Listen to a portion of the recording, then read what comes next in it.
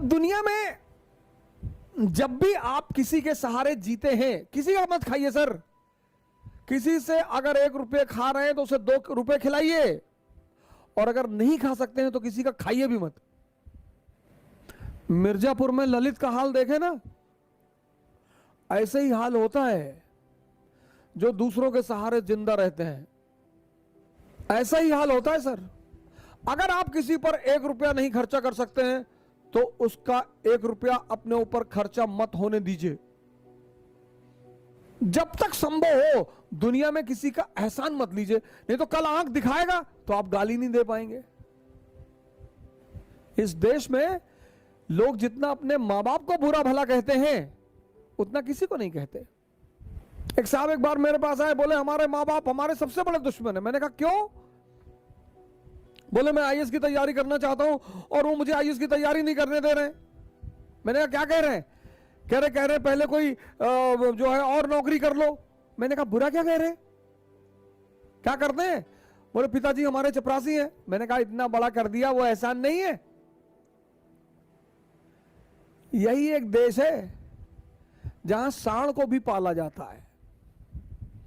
30-30 साल के लोग मां बाप से खर्चा लेते हैं, और लड़कों को तो कोई हक नहीं है। 30 साल उम्र हो गई, पापा पैसा भेज रहे तैयारी करने के लिए, इनको बांध के मॉरिशस भेजो, साउथ अफ्रीका भेजो, इनसे बंधुआ मजदूरी कराओ। 30 साल, हद से हद 25 साल। आप 30 साल के हैं तो आपके फादर रिटायरमेंट के स्टेज पे पहुंच रहे हैं, बुजुर्ग हो रहे हैं। किसी का खाइए मत सर, बिल्कुल मत खाइए, नहीं तो किसी दिन किडनी मांग लेगा आपकी। खिलाएगा पिलाएगा, जूता पहनाएगा नाइक का, रेडॉस का। या नेता लोग क्या कहते हैं, भाई है हमारा। नेता के साथ जो 2-4 लोग टहलते हैं, कभी नेताजी से पूछे कि नेताजी ये कौन है? अरे हमारे भाई की तरह है। और किसी दिन ले आके ललित वाला हाल कर दिया। क्योंकि जब तक तुम कमजोर रहोगे तुम्हारा शोषण होगा। तुम किसी भी जाति के हो, किसी भी धर्म के हो, क्या फर्क पड़ता है? जब तक तुम कमजोर हो, जब तक तुम डिपेंडेंट हो, तुम्हारा शोषण होगा। नियम है, नियम है, नियम। पराधीन सपने सुख नाही, तुलसीदास यही तो कहते हैं। जो दूसरे के अधीन है उसको सपने में भी सुख नहीं है।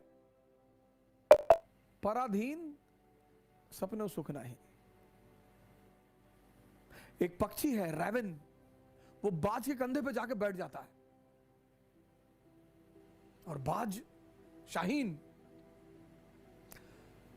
पक्षियों का राजा है शाहीन, शेर के मुंह से गोश्त निकाल लेता है। शेर जब उसकी आवाज सुनता है तो शेल्टर मांगने लगता है, भागने लगता है। उसके कंधे पे जाके रैवन नाम का पक्षी बैठ जाता है। तो पता है बाज क्या करता है? अपनी उड़ान बढ़ाने लगता है, उड़ान। और जैसे जैसे उसकी ऊंचाई बढ़ती रहती है, ऑक्सीजन लेवल कम हो जाता है, रैवन को भागना पड़ता है। अपनी ऊंचाई बढ़ाओ,